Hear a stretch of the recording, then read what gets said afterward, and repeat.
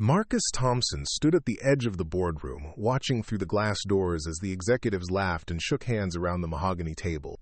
3 years ago, he would have been sitting at the head of that very table. Now he couldn't even get past the reception desk without an appointment. The security guard approached him with that familiar look of disdain. "Sir, I'm going to have to ask you to leave. This is private property." Marcus adjusted his worn jacket and looked down at the manila envelope in his hands. The divorce papers his late wife had never signed, the business contracts that had built an empire, and the death certificate that had destroyed everything. "Tell Victoria Sterling I'll be back," he said quietly, "and next time she won't be able to ignore what I have to offer." Before we jump back in, tell us where you're tuning in from, and if this story touches you, make sure you're subscribed, because tomorrow I've saved something extra special for you. The morning sun cast long shadows across the Sterling Industries headquarters as Marcus Thompson walked through the revolving doors for what he knew would be the last time as a beggar. The marble floors that once echoed with his confident footsteps now seemed to mock him with their cold indifference. Victoria Sterling's assistant, a sharp-faced woman named Patricia, looked up from her desk with barely concealed disgust. "Mr. Thompson, I thought I made it clear yesterday that Miss Sterling has no interest in meeting with you."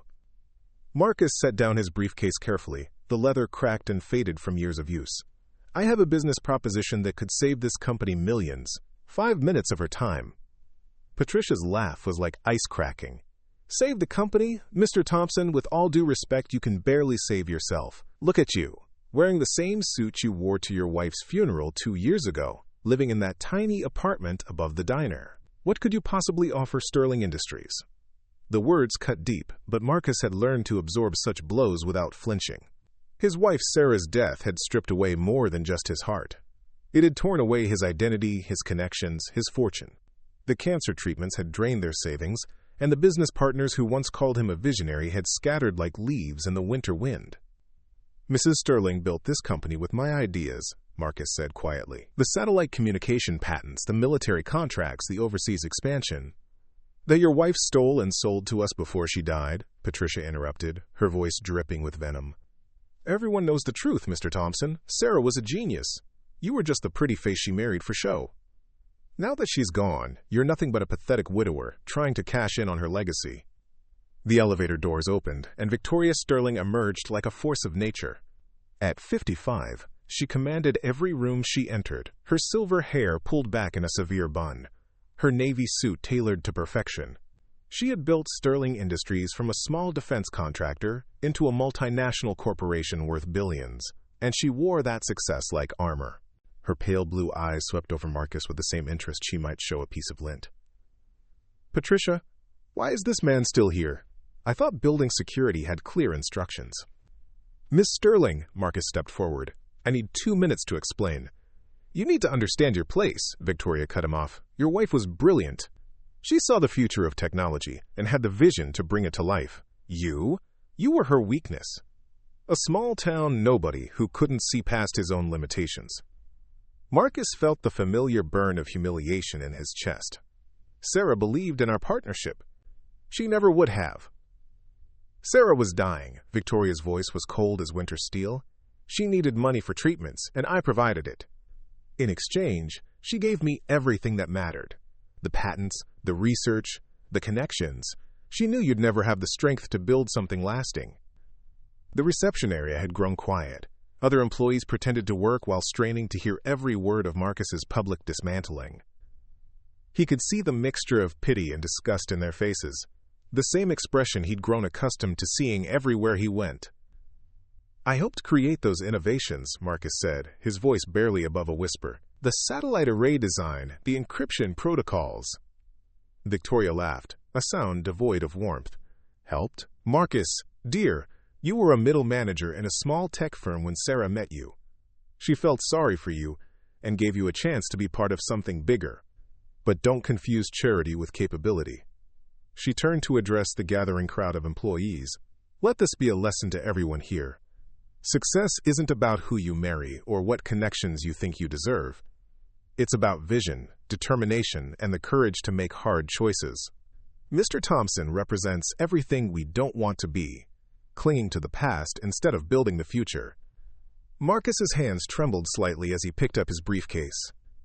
Inside were blueprints for technology that could revolutionize defense communications, innovations that Sarah had started but never finished.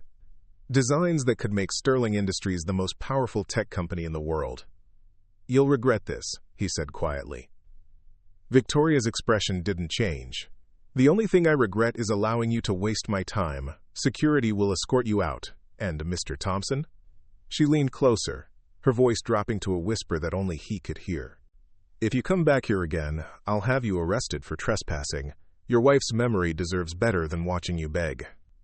The security guards flanked Marcus as he walked toward the exit.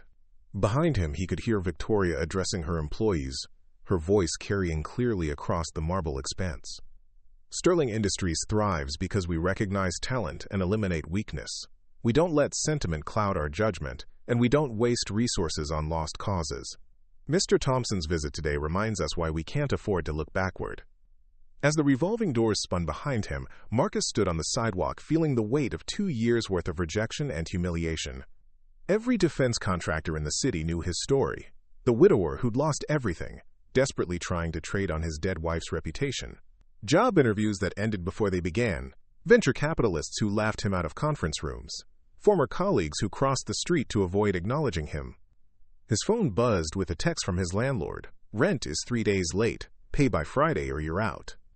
Marcus looked up at the Sterling Industries tower, its glass and steel reaching toward the clouds like a monument to everything he'd lost. Somewhere in that building were the servers containing Sarah's research, the prototypes they'd built together in their garage, the dreams they'd shared during late nights over coffee and circuit boards. The irony wasn't lost on him. Victoria Sterling had built her empire by convincing the world that Marcus Thompson was nothing more than a grieving widower, too weak and ordinary to matter. She'd turned his love for Sarah into evidence of his inadequacy, his loyalty into proof of his dependence. But Victoria Sterling had made one critical error in her calculations. She had never bothered to ask what Marcus had been doing for the past 2 years while she was busy destroying his reputation. She'd never wondered why a man with nothing left to lose might smile quietly as she publicly humiliated him one final time. Marcus walked away from Sterling Industries headquarters, his worn shoes clicking against the pavement with steady determination. Behind him, the tower gleamed in the afternoon sun, a symbol of corporate power and ruthless ambition. What Victoria Sterling didn't know, what none of them knew, was that Marcus Thompson wasn't coming back as a beggar. He was coming back as something else entirely. Marcus Thompson pushed open the door to Murphy's Diner, the brass bell overhead announcing his arrival with a cheerful chime that felt mockingly optimistic. The smell of bacon grease and burnt coffee filled the air, a stark contrast to the sterile luxury of Sterling Industries' executive floors where he'd spent his morning being systematically destroyed. Helen Murphy looked up from behind the counter, her weathered face creasing with concern. At 68, she'd seen enough of life's casualties to recognize the walking wounded when they stumbled through her door. "Rough day, honey?" she asked, already reaching for the coffee pot. Marcus slumped into his usual booth by the window, the cracked vinyl squeaking under his weight. "That's one way to put it." Helen poured him a cup without being asked, the steam rising between them like a barrier against the outside world. "Victoria Sterling again?" Final rejection. Security escort. Public humiliation in front of half her staff. Marcus wrapped his hands around the cup, seeking warmth that had nothing to do with temperature. "She made it clear I'm never welcome there again." "Good riddance," Helen snorted. "That woman's got ice water in her veins. Built her whole empire by stepping on people like you." Marcus almost smiled at Helen's fierce loyalty. She'd been the only person in the city willing to rent him the tiny apartment above her diner when his credit was shot, and his reputation in tatters. While everyone else saw a failure, Helen saw a man trying to rebuild from nothing. "I keep thinking about Sarah," Marcus said quietly. How excited she was about the Phoenix project. She said it would change everything, make communication faster and more secure than anything the military had ever seen. Helen's expression softened. She'd heard stories about Sarah Thompson, the brilliant engineer who'd married the quiet tech manager and transformed both their lives with her innovations. "She believed in you, Marcus. Don't let Sterling's poison make you forget that." The door chimed again, and Detective Ray Kowalski walked in, his heavy frame filling the doorway. At 45, Ray had the tired eyes of a man who'd seen too much corruption and not enough justice. He spotted Marcus and headed over, his expression grim. "Mind if I sit?" Ray asked, already sliding into the booth opposite Marcus. "Depends. Are you here as a friend or as a cop?" Ray's smile was thin. "Friend. Though what I'm about to tell you might change that." Preparing and narrating this story took us a lot of time, so if you are enjoying it, subscribe to our channel. It means a lot to us. Now back to the story. Helen lingered nearby, refilling salt shakers with unnecessary attention to detail. She'd been Ray's informant on more than one occasion, and her diner had become an unofficial neutral ground for conversations that couldn't happen anywhere else. "I've been digging into Sterling Industries," Ray said, lowering his voice, following the money trails, looking at their government contracts. "You're not going to like what I found." Marcus leaned forward. "Tell me, the Phoenix satellite array your wife designed? Sterling deployed it 6 months ago under a different name. It's being used by 3 different government agencies for classified communications. The encryption protocols Sarah developed are now the backbone of military intelligence networks across 12 countries. The coffee turned bitter in Marcus's mouth. Sarah died before she could finish those designs. That's what I thought too, but I found engineering reports dated 2 weeks after her funeral. Technical specifications that match her work exactly, signed off by Victoria Sterling's personal R&D team. Marcus felt something cold settle in his stomach. That's impossible. Sarah was in the hospital for months before she died. She barely had the strength to hold a pen, let alone complete complex technical drawings. Ray pulled out a manila folder, glancing around to make sure they weren't being watched. Hospital records show she was lucid for maybe 3 hours a day during her final month. The rest of the time, she was on heavy painkillers that would have made detailed technical work impossible. So how did Sterling complete the designs? That's the million-dollar question. Ray opened the folder slightly, revealing photocopied documents. "But I think I know where to find the answer. Your garage." Marcus's blood ran cold. After Sarah's death, Victoria Sterling had offered to buy their house, claiming she wanted to preserve Sarah's workspace as a monument to her genius. Marcus had been too grief-stricken to care about money, and he'd agreed to sell everything, house, garage, all of Sarah's equipment, for a fraction of its worth. "Sterling's been using your garage as a private research facility," Ray continued. "My sources say there's a full team of engineers working there around the clock. They're not just maintaining Sarah's equipment, they're expanding on it." The implications hit Marcus like a physical blow. Victoria Sterling hadn't just stolen Sarah's completed work. She'd stolen her entire research environment. Every prototype, every failed experiment, every breakthrough that had led to the Phoenix Project. All of it was still in that garage, being used to build Sterling's empire. "There's more," Ray said, his voice dropping even lower. "I found payment records going back 3 years. Sterling was funding Sarah's medical treatments through a shell company. But the payments didn't stop when Sarah died. They've been continuing monthly deposits into an account registered to something called Thompson Technical Solutions." Marcus stared at his reflection in the coffee cup. "I don't have any accounts with that name. I don't even know what Thompson Technical Solutions is. I think Sarah did. And I think she set something up before she died, something Sterling doesn't know about." Helen appeared at their table with a plate of apple pie, setting it down with deliberate casualness. "On the house," she said, but her eyes were sharp with intelligence. "Marcus, that box you asked me to store in the basement last year, the one from your old house?" Marcus looked up sharply. He'd forgotten about the box, a collection of Sarah's personal files that he'd rescued from their home office before the sale. He'd been too heartbroken to look through them at the time, asking Helen to store them until he could bear to face Sarah's handwriting again. "Still there," Helen confirmed. "Been wondering when you'd be ready to open it." Ray leaned back, a slow smile spreading across his face. "Maybe it's time." An hour later, the 3 of them descended into Murphy's diner basement, past crates of canned goods and boxes of napkins, to a corner where Helen had carefully preserved Marcus's last connection to his old life. The cardboard box was smaller than he remembered, sealed with tape that had yellowed with time. Marcus's hands shook slightly as he opened it. Inside were folders full of Sarah's neat handwriting, technical diagrams, correspondence with government contractors, and a leather-bound notebook he'd never seen before. Ray picked up the notebook, flipping through pages covered with Sarah's distinctive script. "Marcus, look at this. These aren't technical notes. They're journal entries." Quote. Marcus took the notebook, his vision blurring as he recognized Sarah's voice in the words, "Marcus doesn't know how sick I really am. The doctors say I have maybe 2 months. But I can't tell him. He'd stop working on Phoenix, would spend every moment trying to save me instead of finishing what we started." He flipped ahead, finding entries from Sarah's final weeks. "Victoria Sterling thinks she's so clever, offering to fund my treatments in exchange for the Phoenix designs. She doesn't understand that Marcus and I were always a team. She sees him as weak because he loves more than he calculates. But that's exactly why our innovations work. Because Marcus thinks about people while I think about technology." The final entry was dated 3 days before Sarah's death. "I've finished the Phoenix protocols, but I'm not giving them to Sterling. Not all of them. Marcus deserves better than being forgotten. I've hidden the real innovations where only he would think to look. If something happens to me, he'll need proof of what we built together. Thompson Technical Solutions will be his salvation when the time comes." Ray whistled softly. She played Sterling. Made her think she was getting everything while holding back the most important pieces. Marcus continued reading, finding technical specifications that made his pulse quicken. Sarah hadn't just completed the Phoenix project.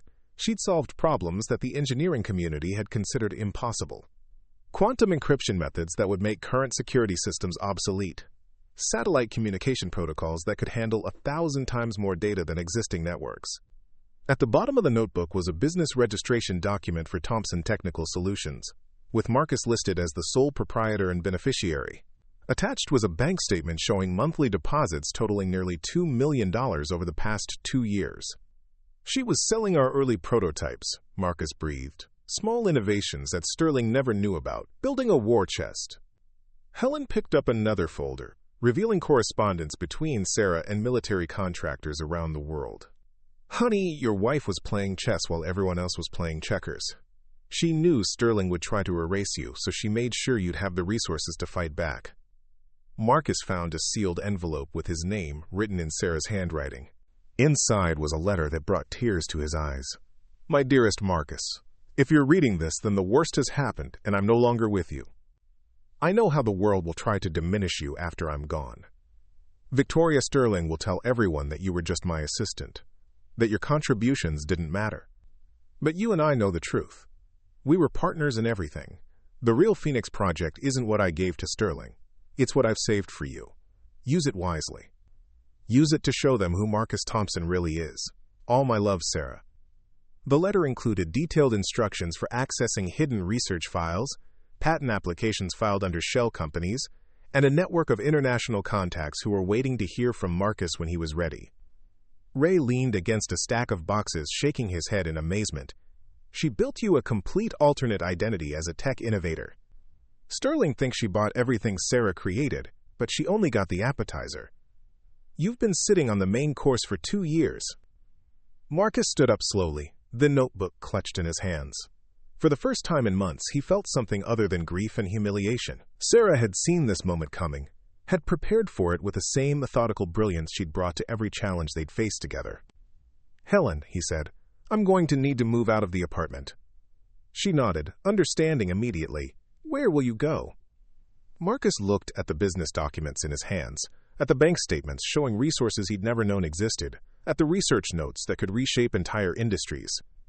"Thompson Technical Solutions needs a headquarters, and I think it's time the world met the real Marcus Thompson." Ray grinned. "The one who's been funding advanced research for 2 years, while everyone thought he was broke?" "The one who's about to make Victoria Sterling's worst nightmare come true," Marcus corrected. "She wanted to erase me from history. Instead, she's about to discover that she's been competing with me all along, and losing." As they climbed back up to the diner, Marcus felt the weight of 2 years' grief beginning to lift. Sarah had given him more than just money and research.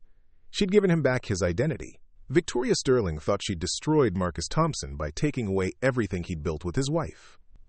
She had no idea that Sarah Thompson had been preparing her husband for war. 6 months later, the glass doors of the Meridian Technology Center in downtown Boston gleamed in the morning sun as employees streamed into the 40-story tower. On the 30th floor, behind unmarked double doors, Thomson Technical Solutions occupied a suite that buzzed with the quiet intensity of breakthrough innovation. Marcus Thomson stood before a wall of monitors displaying satellite feeds from around the globe, his transformation complete in ways that went far beyond his tailored charcoal suit and confident posture. The broken widower who had begged for scraps at Sterling Industries was gone, replaced by a man who commanded respect from defense contractors, tech moguls, and government officials across 3 continents. "Sir, the Japanese delegation is here for the Quantum Bridge demonstration," announced Dr. Elena Vasquez, his newly appointed Chief Technology Officer. At 34, Elena was a former MIT professor who had revolutionized encrypted communications before Marcus recruited her with an offer she couldn't refuse: unlimited research funding and access to Sarah Thompson's revolutionary designs. Marcus nodded, straightening his tie. "Are the prototype units ready?" "All systems operational. When they see what we've built, every government contract Sterling Industries holds will be up for renegotiation." The past 6 months had been a carefully orchestrated symphony of strategic moves. Using Sarah's hidden research and the Thomson Technical Solutions bank accounts, Marcus had assembled a team of the world's most brilliant engineers, scientists who had been overlooked by major corporations, researchers whose revolutionary ideas had been deemed too risky by conservative defense contractors. Dr. James Chen, formerly of NASA's Advanced Propulsion Laboratory, had joined after Marcus showed him Sarah's theoretical framework for quantum entanglement communication. Dr. Amara Okafor, a cybersecurity expert who had been blacklisted by Silicon Valley for exposing corporate espionage, found sanctuary and unlimited resources in Marcus's lab. Together, they had spent months not just completing Sarah's work, but advancing it decades beyond anything the technology world had imagined possible. The Japanese delegation filed into the demonstration room, 6 stern-faced men in identical Navy suits representing their country's defense ministry. Marcus greeted them with the quiet confidence of a man who knew he was about to change their understanding of what was possible. "Gentlemen, thank you for traveling so far to see our work. Today, Thomson Technical Solutions will demonstrate communication technology that renders every existing satellite network obsolete." He gestured to Elena, who activated a sleek black device no larger than a smartphone. "This is the Quantum Bridge Mark 7. Dr. Vasquez, would you please establish contact with our facility in Berlin?" Elena pressed a single button. Instantly, the wall screen flickered to life, showing Dr. Chen standing in what appeared to be an identical laboratory. But the truly remarkable feature wasn't the crystal-clear video. It was the complete absence of transmission delay. "Good morning from Berlin," Dr. Chen said, his words arriving in perfect synchronization with his lip movements. "The current time here is 3:47 p.m. As you can see, there is zero latency in our communication." The lead Japanese official, Mr. Tanaka, leaned forward with sharp interest. "How is this possible? Even our most advanced satellite systems have a minimum delay of 0.3 seconds, Marcus finished. "Because they rely on traditional electromagnetic transmission, the quantum bridge doesn't transmit information. It shares quantum states instantaneously across any distance." "Dr. Chen, would you demonstrate the security protocols?" What followed was a technical presentation that left the delegation speechless. Unlike conventional encrypted communications that could theoretically be broken given enough time and computing power, the quantum bridge's security was guaranteed by the fundamental laws of physics. Any attempt to intercept the signal would destroy the quantum entanglement, immediately alerting both parties to the breach. "The implications are staggering," Mr. Tanaka whispered to his colleagues in rapid Japanese. Marcus pretended not to understand, though Sarah had insisted he learn multiple languages during their years together. "There's more," Marcus said, nodding to Elena. "Dr. Vasquez, please show them the network capabilities." Elena's fingers danced across a holographic interface that materialized above the device. Suddenly, the screen split into dozens of windows, each showing a different location around the world. Thomson technical facilities in London, Singapore, Sydney, and Sao Paulo, all connected in a web of instantaneous communication. 1,000 simultaneous connections, Elena announced, each one operating at full bandwidth with perfect security and zero latency. The entire global communication could be revolutionized overnight. The number wasn't random. Marcus had spent months building exactly 1,000 separate facilities, each one a testament to the vision he and Sarah had shared. While Victoria Sterling had been content to improve existing technology by incremental percentages, Thomson Technical had leapfrogged decades into the future. After the Japanese delegation left, their faces dazed with the implications of what they'd witnessed, Marcus stood alone in his office, looking out at the Boston skyline. His reflection in the window showed a man transformed, but the real change was invisible. For the first time since Sarah's death, he felt complete. His secure phone rang with an encrypted call from General Patricia Hayes, head of the Pentagon's Advanced Defense Research Division. "Thompson, I just got a very interesting call from our friends in Tokyo. They're claiming you've solved quantum communication." "Good afternoon, General Hayes. I trust the delegation was impressed?" "Impressed enough to request an immediate classified briefing for next week. Marcus, if what they're telling me is true, you've just shifted the global balance of power. Every military in the world will want this technology." Marcus smiled, thinking of Sarah's journal entry about dreaming bigger than anyone thought possible. "That's the idea, General, though I suspect certain competitors will have strong objections to our market entry." Speaking of competitors, I received a very angry call from Victoria Sterling this morning. Apparently, word is spreading through defense contractor circles about Thomson Technical Solutions. She seemed to think your company was some kind of elaborate fraud. "What did you tell her?" "I told her that her last 3 military contracts are under review pending evaluation of superior alternatives." "She didn't take it well." Marcus chuckled. "I imagine she didn't. General, I'll have our complete technical specifications delivered to the Pentagon by tomorrow morning. I think you'll find that our innovations extend far beyond communication systems." After ending the call, Marcus walked to Sarah's portrait hanging on his office wall, the only decoration in the otherwise minimalist space. In the photo, she was laughing at something off-camera, her eyes bright with the joy of discovery. "We did it, Sarah," he said quietly. 1,000 facilities. 1,000 proofs that Marcus Thompson was never the weak link you married." A knock at his door interrupted his thoughts. Dr. Okafor entered, carrying a tablet with urgent news. "Marcus, we have a problem. Someone's been trying to hack our Berlin facility." "Sophisticated attack. Military-grade intrusion software." Marcus's expression hardened. "Source?" "Traced back to Sterling Industries' cybersecurity division. They're not just curious about our technology. They're actively trying to steal it." "Expected. Increase security protocols at all facilities. And Amara? Activate the Pandora Protocol." Dr. Okafor's eyebrows rose. The Pandora Protocol was Sarah's most paranoid contingency plan, a digital trap that would not only repel hacking attempts, but trace them back to their source, gathering evidence of corporate espionage in the process.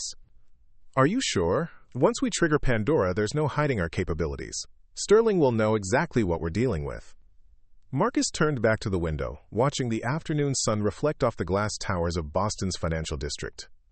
Somewhere in one of those buildings, Victoria Sterling was probably learning that the pathetic widower she'd humiliated 6 months ago had somehow become her greatest threat.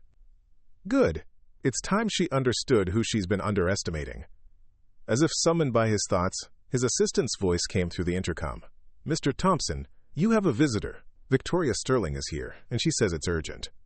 Marcus exchanged glances with Dr. Okafor, then smiled with quiet satisfaction. "Send her up. And Amara? Record everything." 5 minutes later, Victoria Sterling strode into his office like a force of nature, her power suit immaculate, her expression a carefully controlled mask of professional courtesy. But Marcus could see the tension in her shoulders, the slight tightness around her eyes that suggested a woman trying to maintain composure while her world shifted beneath her feet. "Marcus," she said, extending her hand with false warmth, "it's been far too long. I was delighted to hear about your entrepreneurial venture." Marcus shook her hand briefly, noting how she surveyed his office with calculating eyes. "Victoria, I have to say I'm surprised you knew where to find me. Thomson Technical doesn't exactly advertise its location." "Oh, word travels fast in our industry, especially when someone claims to have revolutionary technology that makes existing systems obsolete." Her smile was sharp as a blade. "I thought perhaps we could discuss a partnership. Sterling Industries has resources that could help you scale your innovations more efficiently." Marcus gestured to a chair but remained standing himself, a subtle power play that wasn't lost on Victoria. "That's generous of you, though I have to wonder what changed your mind. 6 months ago, you were quite clear that I had nothing to offer." Victoria's composure slipped for just a moment. I may have been hasty in my assessment. Sometimes grief can make people appear less capable than they truly are. Grief, Marcus repeated the word slowly. Yes, Sarah's death was devastating. But you know what I learned during those dark months, Victoria? I learned that love doesn't make you weak, it makes you dangerous. Because when you love someone truly, you'll do anything to honor their memory. Victoria shifted uncomfortably in her chair. I'm sure Sarah would be proud of what you've accomplished. She is proud, because she planned all of this. Marcus moved to his desk, picking up a framed photo of Sarah in her laboratory. You thought you were so clever, buying her research while she was dying. But Sarah knew exactly what kind of person you were. She made sure you only got the pieces she wanted you to have. The color drained from Victoria's face. What are you talking about? Thompson Technical Solutions has been operational for 3 years, Victoria. Sarah established it before she got sick, knowing that someone like you would try to profit from her death. While you were building your empire on her preliminary work, she was designing systems that made your technology look like stone tools. Marcus pressed a button on his desk, and the wall screens came alive with technical specifications that made Victoria's eyes widen with recognition and horror. These weren't just improvements on Sarah's original designs. They were revolutionary advances that rendered Sterling Industries' entire product line worthless. 1,000 facilities, Marcus continued. 1,000 proofs that Sarah Thompson and Marcus Thompson were always partners, never master and apprentice. Every government contract you hold, every defense system you've sold, every satellite network you've deployed, all of it is about to become obsolete. Victoria stood abruptly, her professional mask finally cracking. This is impossible. We have Sarah's complete research files.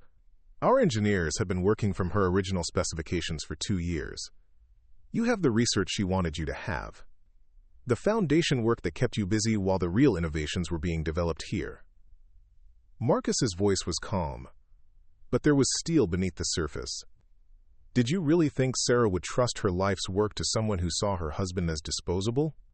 For the first time since Marcus had known her, Victoria Sterling looked genuinely shaken. She was a woman who had built her fortune by being 10 steps ahead of everyone else, and now she was discovering she'd been outmaneuvered by a dead woman and the man she'd dismissed as worthless. What do you want? She asked, her voice barely above a whisper. Marcus smiled, and for a moment, Victoria saw something in his expression that reminded her uncomfortably of Sarah Thompson in her prime, brilliant, determined, and absolutely ruthless when cornered. I want you to remember this moment, he said quietly. Because tomorrow morning, the world is going to learn that Thompson Technical Solutions has military contracts worth $50 billion. By next week, every major government will be demanding to replace their Sterling Industries systems with ours. And by the end of the month, your stock price will be worth less than the paper it's printed on.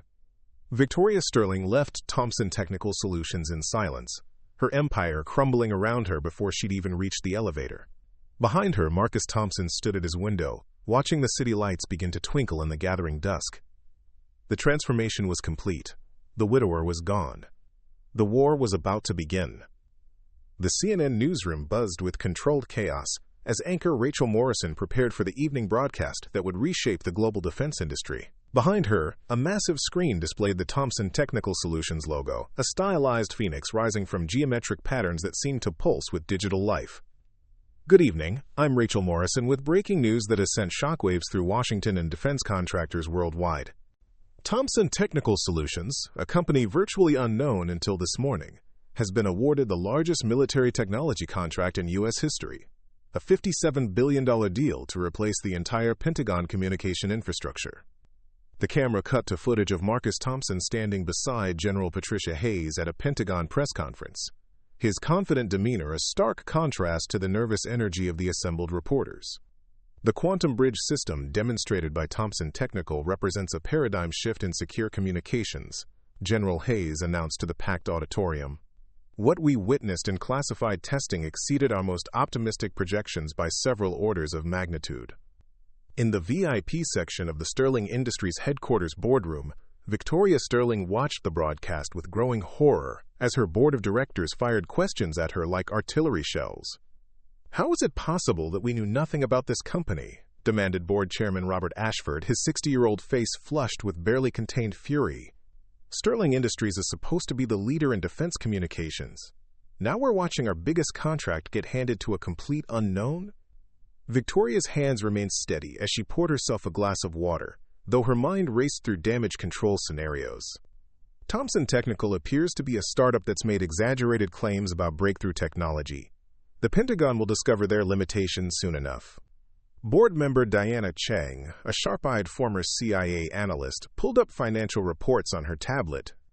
Victoria, Thomson Technical's international revenue for the past year exceeded $2 billion. They have operational facilities on 6 continents and contracts with 43 different governments. This isn't a startup. It's a shadow empire that somehow escaped our intelligence gathering. The revelation hit the room like a physical blow. Sterling Industries prided itself on knowing every significant player in the defense technology sector. The idea that a multi-billion-dollar competitor had been operating undetected was almost incomprehensible. "Who's running this company?" asked CFO Michael Torres, his fingers flying across his laptop keyboard. The corporate filings list Marcus Thomson as CEO and primary stakeholder, but that name doesn't appear in any of our industry databases. Victoria's blood turned to ice. She had hoped against hope that Marcus's visit to her office the previous day had been an elaborate bluff, a desperate attempt by a broken man to salvage his dignity. The possibility that he had actually built a legitimate threat to her empire was too terrible to consider. "I want a complete intelligence report on Thomson Technical Solutions within 6 hours, she ordered, her voice betraying none of her inner turmoil. "Financial records, personnel files, technology assessments, everything." Board Chairman Ashford leaned forward, his expression predatory. "Victoria, our stock has dropped 18% since the Pentagon announcement. Our shareholders are demanding answers. If you don't have a strategy to counter this threat, the board will need to consider alternative leadership." Before Victoria could respond, her assistant Patricia burst through the boardroom doors with unprecedented urgency. "Miss Sterling, you need to see this immediately. All major news networks are running the same story." She activated the wall screen, revealing BBC correspondent James Whitfield, standing outside the London offices of Thomson Technical Solutions. What started as an American defense story has become a global phenomenon. Sources within the British Ministry of Defense confirm that Thomson Technical's quantum bridge system has been secretly tested by NATO allies for the past 8 months, with results that one official described as revolutionary beyond imagination. The broadcast cut to a recorded interview with Dr. Elena Vasquez, whose calm professionalism lent credibility to claims that would have sounded like science fiction just hours earlier. "The quantum entanglement principles underlying our communication systems represent the first practical application of theoretical physics that scientists have been developing for decades," Dr. Vasquez explained. "What makes Thomson Technical unique is our ability to scale these principles from laboratory experiments to industrial applications." Victoria watched with growing dread as the report continued, revealing the scope of Marcus's hidden empire. Thomson Technical facilities in Singapore were manufacturing quantum processors for Asian markets. Brazilian operations were developing satellite integration systems for South American governments. Every continent seemed to host some piece of a technology infrastructure that had been built in complete secrecy. "The implications extend far beyond military applications," Dr. Vasquez continued. "Quantum communication networks could revolutionize everything from financial transactions to medical data sharing. We're looking at the foundation technology for the next phase of human civilization." Diana Chang looked up from her tablet, her face pale. "Victoria, I've been cross-referencing Thomson Technical's international contracts with our own client base. They're not just competing with us. They're systematically replacing us. 12 of our largest clients have terminated their Sterling Industries contracts in the past month." The boardroom fell silent as the magnitude of the threat became clear. This wasn't a market challenge, it was an extinction event. Victoria's phone buzzed with an encrypted message that made her hands tremble. "Turn on Channel 7. You need to see what your former husband has to say." Nidus, a concerned friend. She changed the channel to find Marcus Thomson seated across from legendary journalist Barbara Hartwell in what appeared to be an intimate studio setting. The man on screen bore no resemblance to the broken widower who had begged for her attention 6 months earlier. Marcus Thomson spoke with quiet authority, his every word carefully chosen for maximum impact. Barbara, people have asked me how Thomson Technical Solutions remained hidden for so long, Marcus was saying. The truth is, we were never hiding. We were simply doing our work while others were focused on publicity and profit margins. Barbara Hartwell leaned forward with keen interest. Your company has been compared to a phoenix rising from nowhere. But some industry insiders suggest that Thomson Technical's innovations build on research originally developed at Sterling Industries. How do you respond to those claims? Marcus's smile was gentle, but his eyes held depths that Victoria had never seen before. Barbara, those industry insiders have the relationship backwards. Sterling Industries built their reputation on research that belonged to my late wife, Dr. Sarah Thomson. What Thomson Technical has accomplished is simply the completion of Sarah's original vision. The camera zoomed in as Marcus continued, his voice carrying the weight of absolute conviction. Sarah Thomson was a genius who saw possibilities that others couldn't imagine. Sterling Industries acquired her preliminary work, but they never understood the full scope of what she was developing. They treated her innovations like improvements to existing technology, when Sarah was actually designing the foundation for something entirely new. Victoria's board members turned to stare at her with expressions of dawning comprehension and horror. The implication was devastating. Sterling Industries' technological advantage had been based on incomplete research, while the original creator's husband had been developing the complete vision in secret. You're saying that Sterling Industries has been working from obsolete specifications? Barbara pressed. I'm saying that Sterling Industries has been building incrementally better versions of 20th century technology, while Thomson Technical has been developing 21st century solutions. Sarah always believed that true innovation required thinking decades ahead of current capabilities.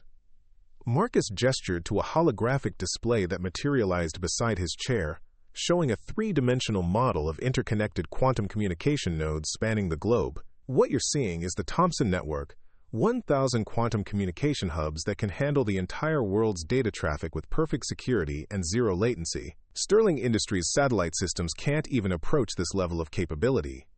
Barbara's eyes widened. 1,000 facilities? The infrastructure investment alone must have been enormous. Sarah established Thomson Technical Solutions 3 years before her death, knowing that transformative technology requires global infrastructure. While others were focused on quarterly profits, we were building the foundation for a new era of human communication. Victoria felt the boardroom atmosphere shift around her as her colleagues absorbed the implications. Not only had Marcus built a superior technology company, but he had been funding it and planning it for years while everyone assumed he was grieving and helpless. Board Chairman Ashford's voice cut through the tension like a blade. Victoria, did you know about any of this when you acquired Dr. Thomson's research?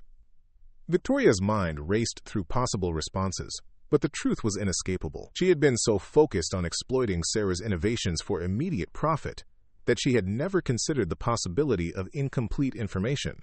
The idea that the brilliant Dr. Sarah Thomson might have withheld her most revolutionary work had never occurred to her. Sarah Thomson sold us her complete research portfolio, Victoria said carefully. Any claims to the contrary are... Her phone rang with a call from her head of legal affairs. She answered the speaker, hoping for supportive information that might stabilize the situation.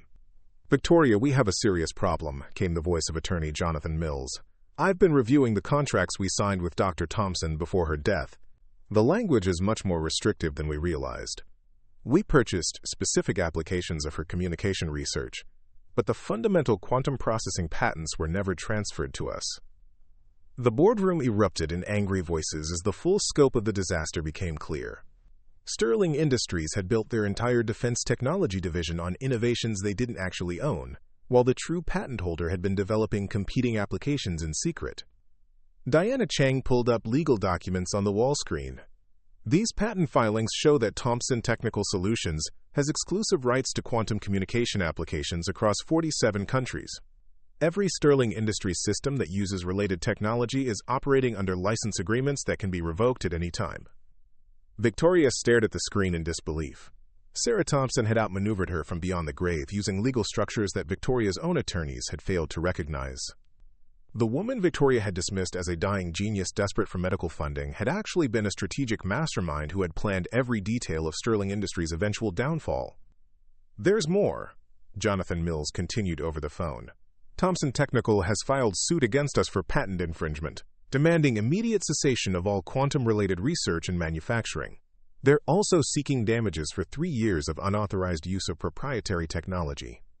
Board Chairman Ashford stood up slowly, his face rigid with controlled fury.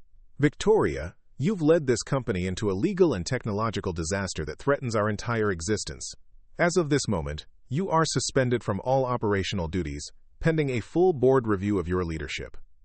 Victoria's world crumbled around her as security officers entered the boardroom to escort her from the building. Through the windows, she could see news vans gathering in the parking lot, journalists eager to document the fall of one of America's most powerful defense contractors.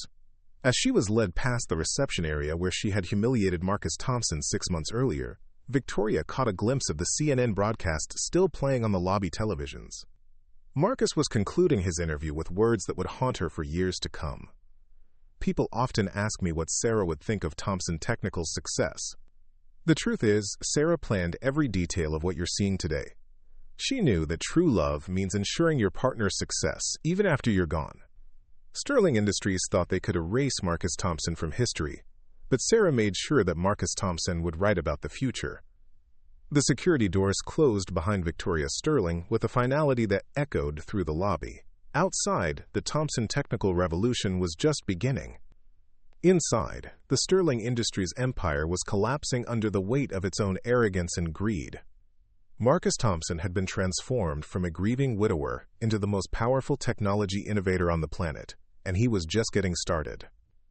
3 weeks after Victoria Sterling's suspension, the abandoned Sterling Industries research facility on the outskirts of Denver hummed with clandestine activity. Inside what had once been a cutting-edge laboratory, Victoria paced among rows of dismantled equipment, while her remaining loyalists worked frantically to salvage what they could from the technological wreckage of her empire. The board froze all operational accounts, but the offshore research funds are still accessible, reported Dr. Kevin Walsh, Sterling's former head of advanced development. At 42, Walsh had built his career on incremental improvements to existing technology, and the quantum revolution had left him scrambling to remain relevant. We have maybe 6 months of funding before everything shuts down completely. Victoria studied the holographic displays showing Thompson Technical's expanding global network.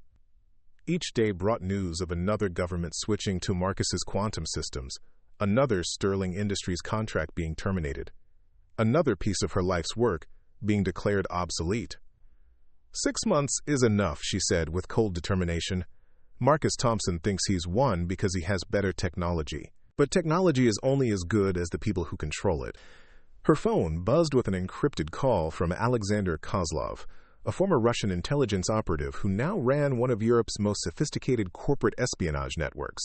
Victoria had retained his services the moment she realized the scope of the threat Marcus represented. Ms. Sterling, my teams have completed their initial reconnaissance of Thompson Technical facilities. Kozlov's accented voice carried an undertone of professional admiration. I must say, your Mr. Thompson has built quite an impressive security infrastructure, but every system has vulnerabilities. What did you find? Thompson Technical's quantum communication network relies on synchronized timing between all 1,000 facilities. If we could disrupt the synchronization protocols at key nodes, the entire system would experience cascading failures. Think of it as cutting specific nerves to paralyze an entire body. Victoria's eyes lit up with predatory interest. How long would the disruption last? Potentially weeks, depending on how many nodes we compromise simultaneously. Long enough to convince Thompson Technical's government clients that the technology is unreliable. Once trust is broken in the defense industry, it takes years to rebuild. Dr. Walsh looked up from his workstation with concern. Victoria, if we're caught sabotaging military communication systems, we're looking at federal terrorism charges. We won't get caught, Victoria replied coldly. Alexander, what do you need? Access to Thompson Technical's internal networks. We've identified 3 employees at different facilities who have significant financial vulnerabilities. With the right pressure, they could provide the access we need. Meanwhile, in the Thompson Technical headquarters in Boston, Marcus was dealing with challenges of his own. Dr. Elena Vasquez burst into his office with urgent intelligence that made his blood run cold. Marcus, our security algorithms have detected coordinated intrusion attempts at facilities in Berlin, Tokyo, and Sao Paulo. The attack patterns suggest military-grade cyber warfare capabilities. Marcus activated his secure communication array, instantly connecting with facility directors around the globe. This is Thompson Control. I need immediate status reports from all level Alpha sites. Dr. James Chen's voice came through from the Berlin facility. Marcus, we've intercepted encrypted communications suggesting surveillance teams near our perimeter. Professional-grade equipment, definitely not industrial espionage. From Tokyo, Dr. Kenji Nakamura reported similar findings. Unknown individuals have been photographing our building for the past 3 days. When our security approached them, they vanished with suspicious efficiency. Marcus felt a familiar chill of recognition. He had seen this pattern before, during Sarah's final months, when Sterling Industries had used similar tactics to pressure her into selling her research. Victoria Sterling wasn't just competing. She was preparing for war. Activate Protocol 7 at all facilities, Marcus ordered. I want a complete lockdown until we understand the scope of this threat. Dr. Vasquez pulled up surveillance footage on the main screen. Marcus, there's something else. We've been monitoring Sterling Industries' financial transactions through legal discovery channels. Victoria has transferred significant funds to shell companies linked to known mercenary organizations. The implications were staggering. Victoria Sterling had moved beyond corporate competition into the realm of actual warfare, hiring professional operatives to destroy technology that could revolutionize global communications. Marcus's secure phone rang with a call from General Patricia Hayes. Thompson, we have a problem. 3 of our allied nations are reporting concerns about the security of your quantum network. Someone's been spreading rumors about potential vulnerabilities. What kind of rumors, General?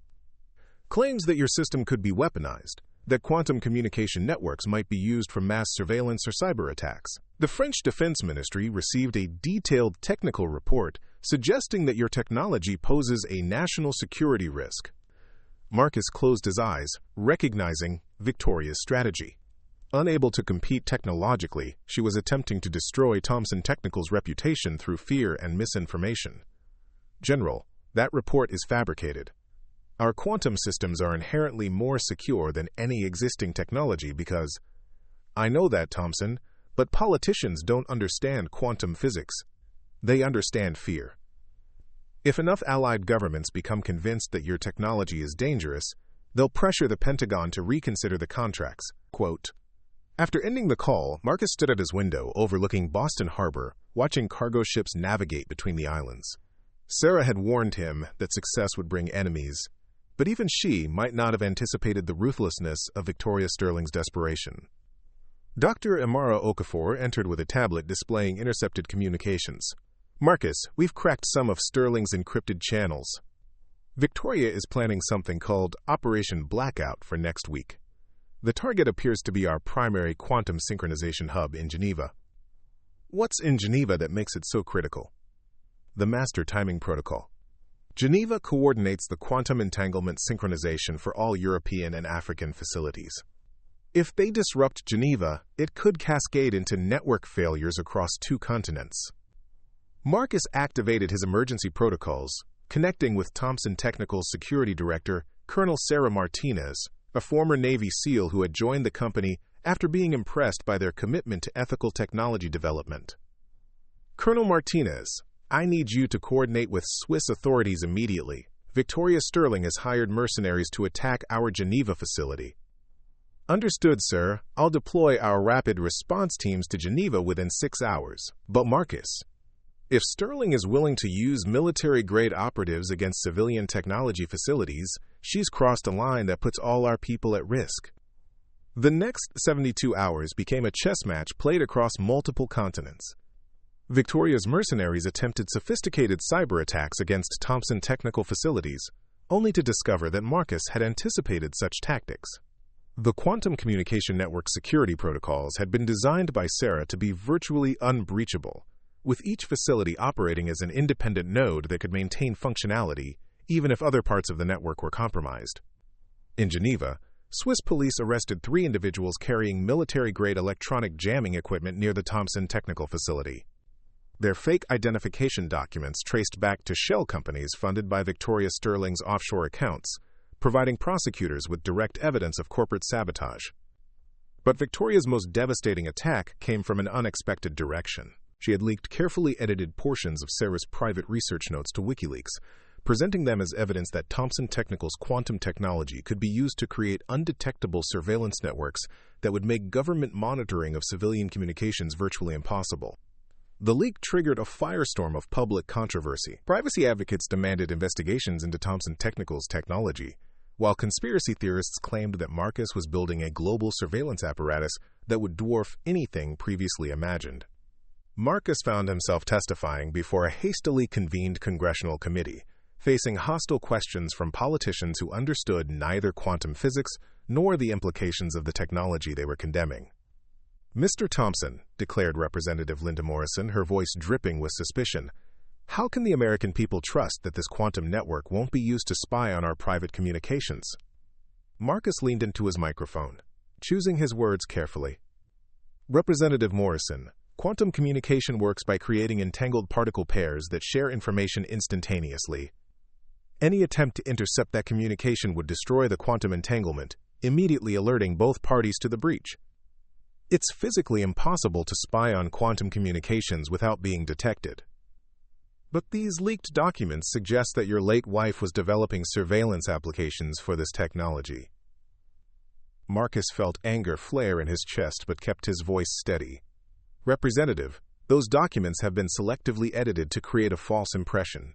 My wife's complete research, which your committee has access to, shows that she was specifically designing quantum communication to prevent surveillance, not enable it." The hearing continued for 8 grueling hours, with Marcus patiently explaining the same scientific principles to politicians who seemed determined to misunderstand them. Outside the Capitol building, protesters waved signs demanding the shutdown of Thomson Technical, their anger fueled by Victoria Sterling's disinformation campaign.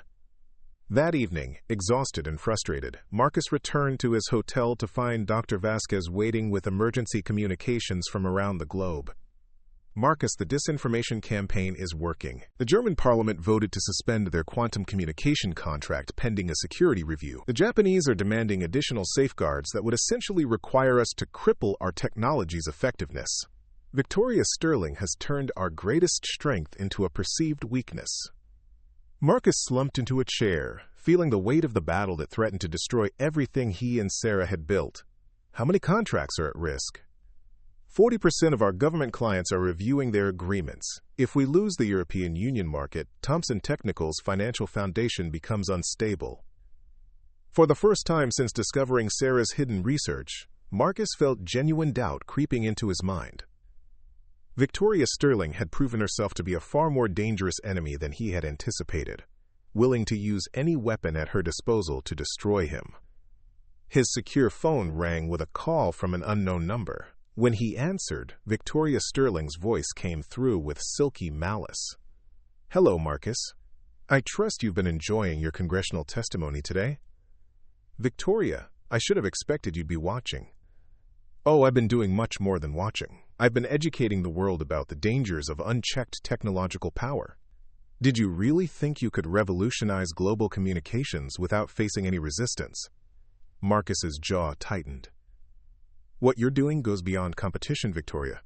You're endangering national security with your sabotage campaigns.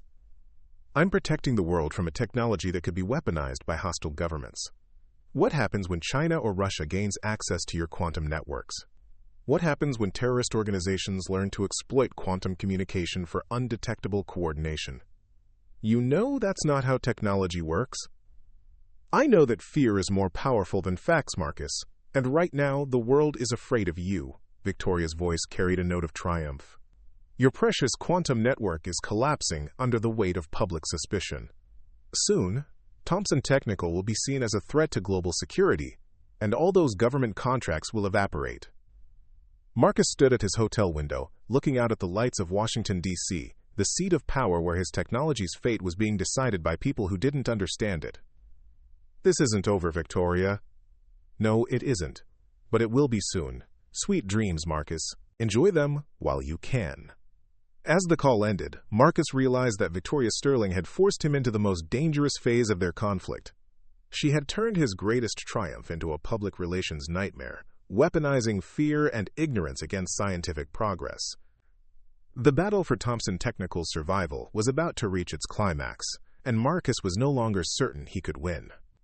The emergency session of the United Nations Security Council convened at dawn in Geneva, Switzerland, with delegates from 15 nations gathered to address what the Secretary General had termed, quote, the most significant technological crisis of the 21st century.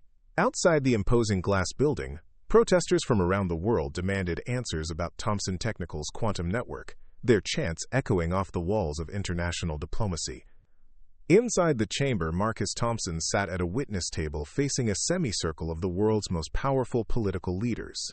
To his left, Victoria Sterling occupied an advisory chair, her presence arranged through connections that reached the highest levels of global finance and politics. She had spent the past week orchestrating this moment, using her network of influence to position herself as the voice of technological responsibility. Secretary General Emilia Rodriguez opened the session with words that sent chills through Marcus's core team watching via secure video link. Ladies and gentlemen, we are here to determine whether Thomson Technical Solutions' quantum communication network represents an existential threat to global security and privacy. French President Philippe Dubois leaned forward, his expression stern with calculated concern. Mr. Thomson, my intelligence services report that your quantum network could theoretically monitor every digital communication on Earth without detection. How do you respond to claims that you've built the ultimate surveillance apparatus? Marcus activated a holographic display that materialized above the conference table, showing the fundamental principles of quantum entanglement in simplified visual terms. Mr. President, with respect, that claim demonstrates a fundamental misunderstanding of quantum physics. When quantum particles are entangled, any attempt to observe or intercept their communication destroys the entanglement immediately. It's physically impossible to conduct surveillance using quantum communication. The act of spying destroys the very thing you're trying to spy on. Chinese Representative Li Wei spoke with barely concealed hostility. Theoretical impossibility means nothing when dealing with technology this advanced. What guarantees do we have that hidden backdoors don't exist in your systems? Before Marcus could respond, Victoria Sterling rose from her advisory position. If I may address the Council, I believe I can shed light on the true nature of this technology. Secretary General Rodriguez nodded. Ms. Sterling, you have been granted speaking privileges as an expert witness on quantum communication systems. Victoria moved to the center of the chamber with the confidence of someone who had orchestrated every detail of this moment. Esteemed delegates, I've spent the past month investigating Thomson Technical's quantum network with some of the world's most brilliant scientists. What we discovered should terrify every person who values privacy and national sovereignty. She activated her own holographic display, showing what appeared to be technical schematics of quantum communication nodes. These documents, obtained through legal discovery processes, reveal that Thomson Technical's quantum hubs contain hidden processing cores capable of storing and analyzing vast amounts of communication data. Marcus stared at the display in shock. The schematics were sophisticated forgeries that incorporated just enough real quantum technology to appear authentic, while adding fabricated surveillance components that had never existed in Sarah's designs. Those documents are falsified, Marcus declared, rising from his chair. The quantum communication nodes contain no data storage capabilities beyond temporary buffer memory required for signal processing. Victoria's smile was razor-sharp. Mr. Thomson, these schematics were provided by Dr. Kevin Walsh, your wife's former research partner at Sterling Industries. Dr. Walsh worked directly with Dr. Sarah Thomson on the original quantum communication protocols and has intimate knowledge of the technology's true capabilities. Dr. Walsh entered the chamber with a briefcase full of fabricated evidence, his nervous demeanor lending credibility to his false testimony. Secretary General Rodriguez, I worked with Dr. Sarah Thomson for 3 years developing quantum communication technology. What Mr. Thomson isn't telling you is that Sarah designed these systems with built-in surveillance capabilities that could be activated remotely. Marcus felt the room shift against him as Walsh presented document after document of sophisticated lies. Each piece of evidence had been carefully crafted to appear authentic while painting Thomson Technical as a global threat disguised as an innovation company. Dr. Thomson confided in me that she was developing quantum communication as a tool for unprecedented intelligence gathering, Walsh continued, his voice carrying the weight of feigned reluctance. She believed that whoever controlled quantum networks would effectively control all global communications. The chamber erupted in concerned murmurs as delegates absorbed the implications of Walsh's testimony. Marcus realized that Victoria had spent months preparing this moment, creating an elaborate web of false evidence that would be nearly impossible to disprove in a public forum. British Prime Minister Margaret Thornton spoke with aristocratic authority. "Mr. Thompson, if these allegations are true, your quantum network represents a direct threat to British national security. We demand immediate access to all Thompson technical facilities for comprehensive security audits." "Prime Minister, I welcome any legitimate security review," Marcus replied, "but I will not allow my late wife's reputation to be destroyed by fabricated evidence designed to serve Victoria Sterling's financial interests." Victoria stepped forward with theatrical indignation. "Mr. Thompson, I find it deeply disturbing that you would use your wife's memory to deflect legitimate security concerns. The international community has a right to understand the true nature of technology that handles their most sensitive communications." Marcus's secure phone vibrated with an urgent message from Dr. Elena Vasquez. "Marcus, we found something that changes everything. Sarah left a final safeguard we never knew about. Activated now." Suddenly, every screen in the UN chamber flickered and was replaced by a high-definition video of Dr. Sarah Thompson in her laboratory. The timestamp showed the recording had been made just days before her death. "If this message is being broadcast, it means someone has attempted to falsify my research and destroy my husband's reputation." Sarah's voice filled the chamber with crystal clarity. "I am Drive, Sarah Thompson, and I want the world to know the truth about quantum communication technology." The chamber fell silent as Sarah continued from beyond the grave. "Quantum communication cannot be used for surveillance. This is not a limitation of current technology. It is a fundamental law of physics. Any scientist who claims otherwise is either lying or demonstrating a complete ignorance of quantum mechanics." Sarah's image gestured to complex equations that appeared alongside her. "The documents you may have seen claiming that quantum communication systems contain surveillance capabilities are fabrications. I know this because I designed these systems specifically to prevent surveillance, not enable it." Victoria's face had gone pale as she realized the scope of Sarah's posthumous revelation. "Furthermore," Sarah continued, "I have embedded quantum verification protocols in every piece of authentic Thompson technical documentation. These protocols create unique quantum signatures that cannot be forged. Any document claiming to represent my work that lacks these signatures is fraudulent." Dr. Walsh began backing toward the chamber exit as Sarah's recording turned its attention to his specific lies. "Dr. Kevin Walsh, if you are participating in any attempt to falsify my research, know that I recorded every conversation we had about quantum communication. I have comprehensive evidence that you opposed the development of surveillance-proof communication systems because you believed they would threaten government intelligence capabilities." The recording displayed audio files of Walsh arguing against quantum communication development, his voice clearly stating that, quote, "unbreakable communication networks would make legitimate intelligence gathering impossible. The quantum network my husband has built represents the fulfillment of my life's work," Sarah concluded. "It cannot be used for surveillance, it cannot be weaponized for oppression, and it represents humanity's best hope for truly secure communication. Anyone who claims otherwise is serving interests that benefit from maintaining inferior, vulnerable communication systems." As Sarah's image faded, Marcus stood and activated Thompson Technical's master verification protocol. Every authentic document related to quantum communication technology was instantly verified by quantum signatures, while Victoria's fabricated evidence was exposed as forgeries. Secretary General Rodriguez stared at her tablet as the verification results appeared. "Miss Sterling, Dr. Walsh, the quantum verification protocols indicate that all evidence you've presented to this council is fabricated. How do you explain this discrepancy?" Victoria Sterling's composure finally cracked as the weight of exposure crashed over her. Those verification protocols could have been programmed to reject authentic documents that threaten Thompson Technical's interests. "Madam," interrupted Dr. Rajesh Patel, India's leading quantum physicist who had been serving as the UN's scientific advisor, "quantum verification cannot be programmed to produce false results. The mathematical principles are absolute and cannot be manipulated. Miss Sterling's documents are definitively proven to be forgeries." Dr. Walsh made a break for the chamber exit, but UN security officers were already moving to intercept him. As they led him away in restraints, he shouted desperately, "Victoria promised me $50 million to testify. The evidence was all fabricated by Sterling Industries."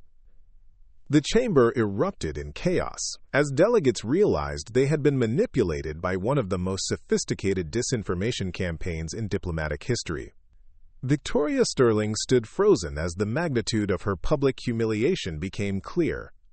Chinese Representative Li Wei spoke with barely controlled fury. "Miss Sterling, you have attempted to deceive the United Nations Security Council with fabricated evidence. This constitutes a serious breach of international law." French President Dubois added his voice to the condemnation. "Sterling Industries will face immediate sanctions from the European Union for attempting to manipulate international security deliberations through fraudulent evidence." Marcus stepped forward as Victoria's world crumbled around her. "Esteemed delegates, I hope today's events demonstrate why transparent, verifiable technology is essential for global security. The quantum communication network my wife designed cannot be corrupted or compromised, because its fundamental principles prevent deception."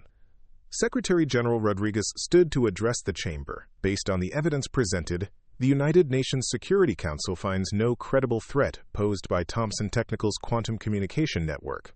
Furthermore, we condemn the attempt to manipulate this body through fabricated evidence and false testimony. Quote, As Victoria was escorted from the chamber by security officers, she turned back toward Marcus with eyes filled with desperate rage. "This isn't over, Thomson. I'll find another way to destroy you." Marcus watched her disappear through the chamber doors, feeling no satisfaction in her defeat.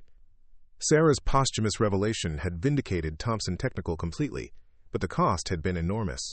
Victoria's disinformation campaign had damaged trust in quantum technology that would take years to rebuild.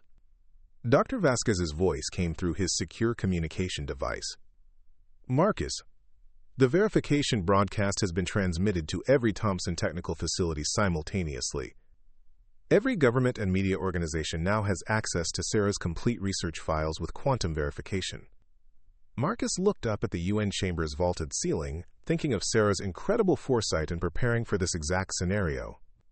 She had anticipated that their work would face attempts at sabotage, and had built safeguards that protected both the technology and Marcus's reputation from beyond the grave. British Prime Minister Thornton approached with an expression of profound respect. "Mr. Thomson, on behalf of the United Kingdom, I apologize for our participation in what was clearly a coordinated deception. We would like to accelerate our adoption of Thomson Technical's quantum communication systems." Similar statements came from delegates around the chamber as the full scope of Victoria Sterling's manipulation became clear. Thomson Technical had not only survived the most sophisticated attack it would likely ever face, it had emerged stronger and more trusted than ever before. As Marcus left the United Nations building, he paused to look up at the clear Swiss sky, feeling Sarah's presence more strongly than at any time since her death. She had protected him one final time, ensuring that their shared vision of secure global communication would survive any enemy's attempts at destruction. The truth had been unveiled. Justice had been served, and Victoria Sterling's reign of corporate terror was finally at an end. 2 years after the United Nations vindication, the Thomson Institute for Advanced Communications stood as a gleaming testament to human innovation on the shores of Lake Geneva. The 70-story crystalline tower housed not just the global headquarters of Thomson Technical Solutions, but also the world's most prestigious research university for quantum technology, where brilliant minds from every continent gathered to push the boundaries of what humanity thought possible. Marcus Thomson stood in his penthouse office, watching the sunrise paint the Swiss Alps in shades of gold and rose. At 45, he carried himself with the quiet confidence of a man who had transformed personal tragedy into global triumph. The nervous energy that had defined his earlier years had been replaced by a serene certainty that came from knowing he had fulfilled not just his own dreams, but those of the woman he had loved more than life itself. "Sir, the morning briefing is ready," announced his executive assistant, Dr. Jennifer Chen, sister of Dr. James Chen and a brilliant administrator who had joined Thomson Technical after completing her doctorate in international business at Oxford.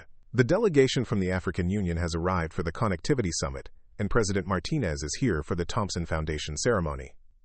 Marcus nodded, straightening his navy silk tie. Today marked the 5th anniversary of Thomson Technical Solutions' public emergence. and the celebration would showcase achievements that had reshaped global civilization in ways Sarah had only dared to dream. The Thomson Network now connected every inhabited continent through a web of quantum communication that had eliminated information poverty from the face of the Earth. Remote villages in Africa could access the same educational resources as students at Harvard. Researchers in Antarctica could collaborate in real time with colleagues in Tokyo. Medical specialists in rural hospitals could consult instantly with the world's leading experts, saving countless lives through instantaneous knowledge sharing. Marcus made his way to the Institute's Grand Assembly Hall, a soaring space designed to accommodate representatives from all 195 member nations of the United Nations. The walls displayed real-time quantum communication feeds from Thomson technical facilities around the globe, creating a living mosaic of human connectivity that would have seemed like magic just a decade earlier. President Elena Martinez of Costa Rica, the first world leader to adopt Thomson Technical systems for her entire national infrastructure, approached Marcus with a warm smile that reflected the genuine friendship they had developed over years of collaboration. "Marcus, my friend, Costa Rica's transformation has exceeded our wildest expectations," she said, embracing him with Latin warmth. "Our educational system now rivals any in the world. Our medical network saves lives daily through instant global consultation, and our economic development has accelerated beyond anything we thought possible." She gestured toward a holographic display showing Costa Rica's quantum communication network, which had become a model for developing nations worldwide. 5 years ago, my country struggled with digital inequality.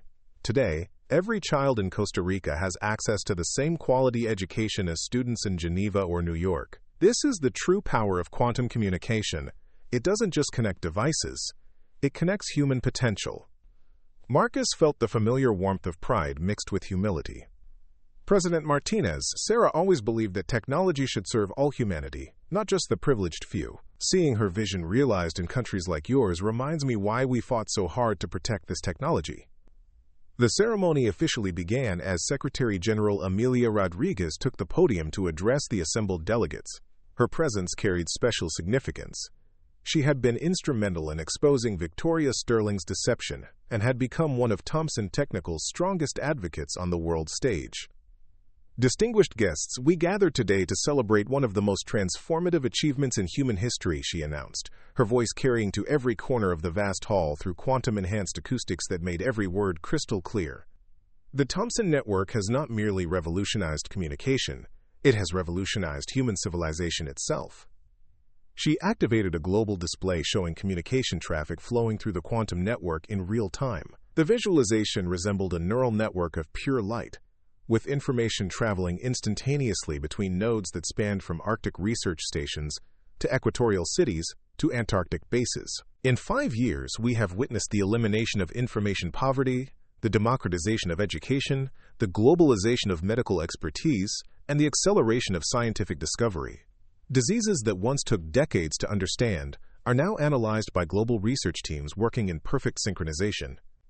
Climate change solutions are developed through unprecedented international collaboration. Cultural barriers dissolve as people communicate without the limitations that once divided our world." The audience, consisting of presidents, prime ministers, Nobel laureates, and leaders of industry, listened with rapt attention as Secretary General Rodriguez continued. "But perhaps most remarkably, we have achieved this transformation while maintaining absolute security and privacy. The quantum verification protocols developed by Dr. Sarah Thomson have made deception impossible, fraud detectable, and truth verifiable. In an age when misinformation once threatened the very foundations of democracy, quantum communication has restored trust in information itself." Marcus stepped forward as the Secretary General called his name, receiving a standing ovation that lasted nearly 5 minutes. As the applause finally subsided, he moved to the podium with the quiet dignity that had become his trademark. 5 years ago, I stood before many of you as a man who had lost everything: my wife, my reputation, my future. Victoria Sterling and others convinced the world that Marcus Thomson was nothing more than a grieving widower, too weak and insignificant to matter in the grand scheme of human progress. His voice carried the weight of hard-won wisdom as he continued. "What they failed to understand is that love, true love, doesn't make you weak, it makes you immortal." When Sarah Thomson designed the quantum communication network, She wasn't just creating technology. She was encoding our love story into the fundamental fabric of human communication. Marcus activated a holographic display showing the original Thompson family garage, where he and Sarah had spent countless nights developing their first prototypes. The image brought tears to many eyes in the audience, who had come to understand the personal sacrifice behind the global transformation. Every quantum hub in our network carries forward Sarah's commitment to human dignity, her belief in universal access to knowledge, her conviction that technology should unite rather than divide us. When people ask me how Thompson Technical achieved what governments and corporations thought impossible, I tell them the secret was never about quantum physics or engineering brilliance. The secret was love. He paused, looking up at Sarah's portrait displayed on the main screen, the same photo he had kept in his office since the beginning, showing her laughing with joy at some shared moment of discovery. Sarah taught me that true partnership means building something together that will outlast both partners. The Thompson Network isn't just my legacy, or even Sarah's legacy. It's the legacy of every couple who has ever believed that love can change the world. The audience fell silent as Marcus continued with words that would be quoted in history books for generations to come. Today, I'm announcing the next phase of our mission. The Thompson Foundation for Global Connectivity will provide free quantum communication access to every school, hospital, and research facility on Earth within the next 10 years. No child will be denied education because of geography. No patient will die from lack of medical expertise. No researcher will be isolated from the global community of knowledge. The applause was thunderous, but Marcus raised his hand for quiet as he delivered his final announcement. Additionally, Thompson Technical Solutions is releasing all fundamental quantum communication patents into the public domain. These technologies belong to humanity, not to any single company or nation. The future of human communication will be built through collaboration, not competition. The decision sent shockwaves through the technology industry. Marcus was voluntarily giving away patents worth hundreds of billions of dollars, ensuring that quantum communication would never again be threatened by corporate greed or competitive sabotage. Dr. Elena Vasquez, now serving as Thompson Technical's chief executive officer while Marcus focused on the foundation, stepped forward with the technical details of the patent release. Effective immediately, any organization, government, or individual can access Thompson Technical's complete research library. We're also establishing training centers on every continent to ensure that quantum communication expertise spreads as rapidly as the technology itself. As the ceremony concluded, Marcus found himself surrounded by world leaders eager to expand their partnerships with Thompson Technical. The quantum communication network had become as essential to modern civilization as electricity or running water, and nations competed to deepen their integration with the global system. President Chen Wei of China approached with an expression of profound respect. Mr. Thompson, China would like to propose a joint research initiative to extend quantum communication to space exploration. We believe that interplanetary colonization will require the instantaneous communication capabilities that only your technology can provide. Prime Minister Oluyemide Adebayo of Nigeria added her voice to the growing chorus of collaboration requests. Marcus, the African Union wishes to partner with the Thompson Foundation to ensure that every village in Africa has quantum communication access within 5 years. The educational and medical benefits will transform our continent. As the evening wound down, Marcus stepped onto the Institute's observation deck, which offered a panoramic view of Lake Geneva and the surrounding mountains. The city lights twinkled below like earthbound stars, each one representing lives touched by the quantum communication revolution. Dr. Jennifer Chen joined him in the peaceful silence, carrying a tablet with the day's global communication statistics. Marcus, today's ceremony generated over 50 billion quantum communications worldwide. People are sharing the experience in real time, across every time zone, every language, every culture. Sarah's vision of truly global connection is happening exactly as she predicted. Marcus smiled, thinking of how Sarah would have reacted to seeing her theoretical frameworks transform into the backbone of human civilization. She had always been more excited by the potential applications of their work than by the technical achievements themselves. Jennifer, do you ever wonder what Sarah would think of all this? I think she'd be amazed that you exceeded even her wildest dreams, Jennifer replied. The quantum network she designed could handle global communication, but the Thompson Foundation you built is handling global transformation. Education, medicine, science, diplomacy. Every aspect of human progress has been accelerated by what you two created together. As if summoned by their conversation, Marcus's personal communication device chimed with a message that made his breath catch.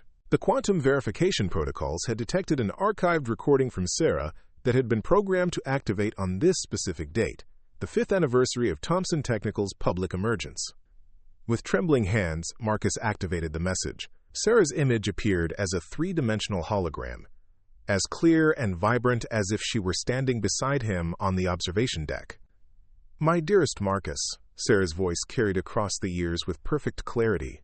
"If you're watching this message, it means we succeeded beyond everything we dared to hope. The quantum network has become what we always dreamed it could be. Not just a communication system, but a foundation for human unity."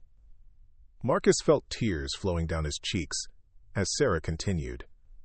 "I recorded this message to activate on our 5th anniversary because I knew that by this time you would have proven to the world what I always knew, that Marcus Thomson was never the junior partner in our relationship.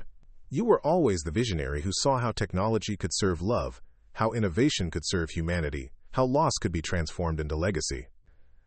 Sarah's holographic form gestured toward the lights of the city below. "Every quantum communication flowing through our network carries a piece of our love story forward into the future.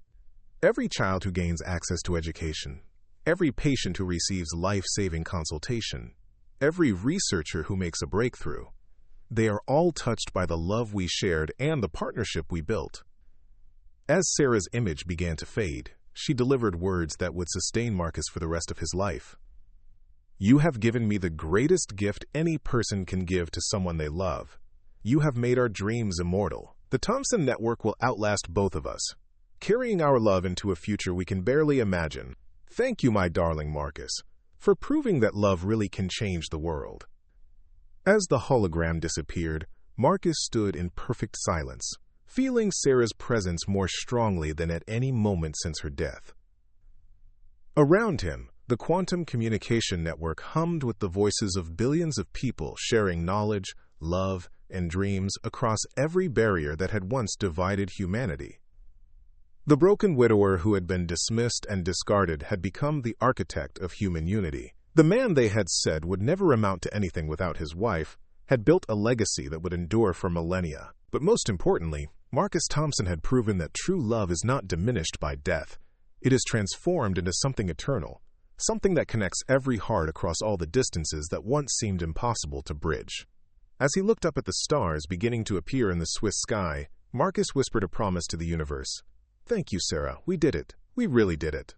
And in the quantum networks humming around the world, carrying dreams and hopes and love across every border, Sarah Thomson's legacy lived on forever, a testament to the truth that love, when it is real and true and pure, can indeed change everything.